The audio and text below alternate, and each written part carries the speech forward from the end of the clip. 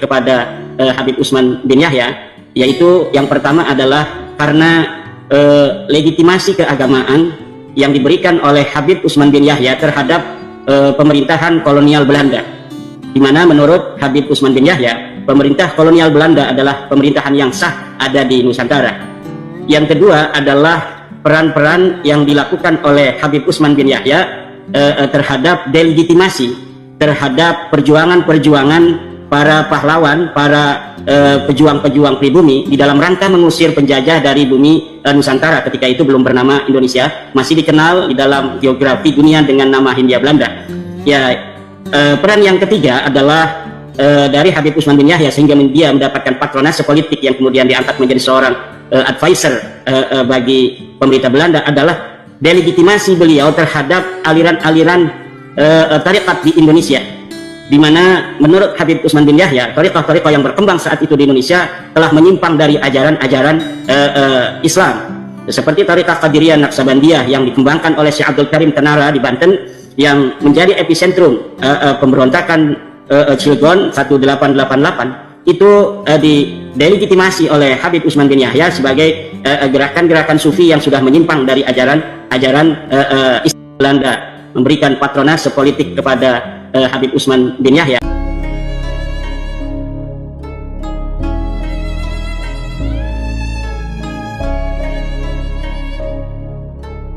Assalamualaikum warahmatullahi wabarakatuh. Kita semua sudah menyaksikan cuplikan video bersama Kiai Haji Imaduddin Utsman Al-Bantani.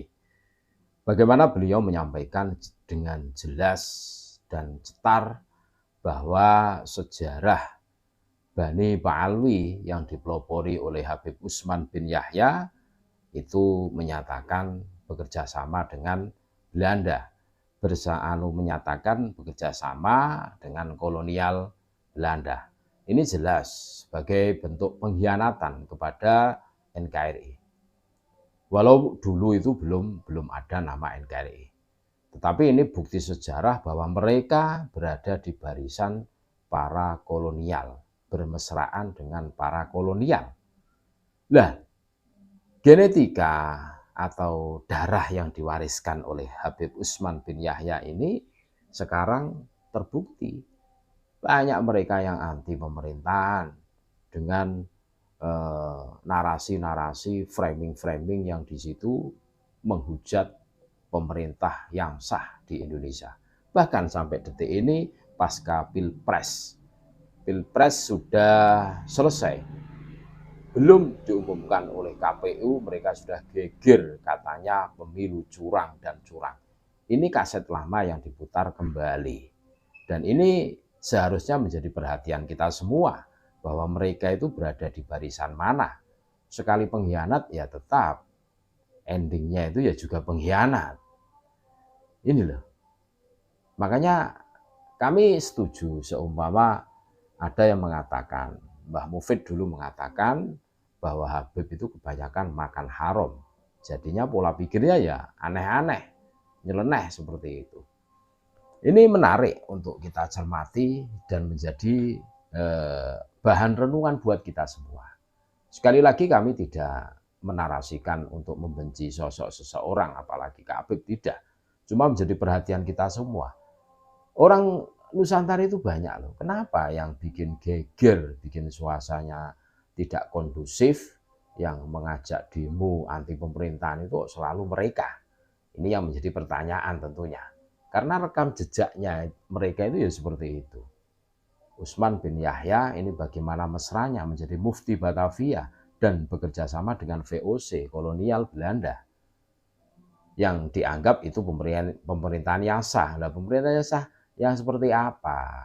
Wong mereka penjajah, merebut sesuatu yang bukan haknya kan gitu toh. Terus berusaha untuk menguasai. Nah, ini loh. Ini dari sudut pandang mana menilai penjajah itu pemerintahan yang sah di era dulu? Oh, enggak bisa. Bahwa Nusantara adalah milik kita. Yang mana sebelum penjajah datang itu kita sudah, kakek nenek buyut kita sudah ada di Nusantara sebagai penghuni kan gitu. Diamanai oleh Allah Subhanahu wa taala untuk menjaga negeri tercinta ini.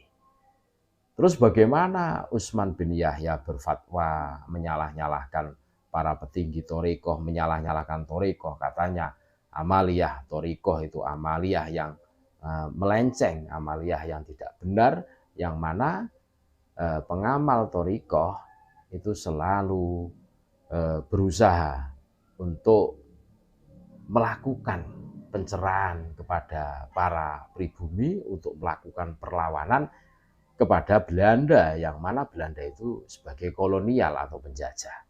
Ini menarik untuk kita cermati sejarah Nusantara yang menjadi perhatian kita semua. Terima kasih. Tetap NKRI harga mati. Assalamualaikum warahmatullahi wabarakatuh.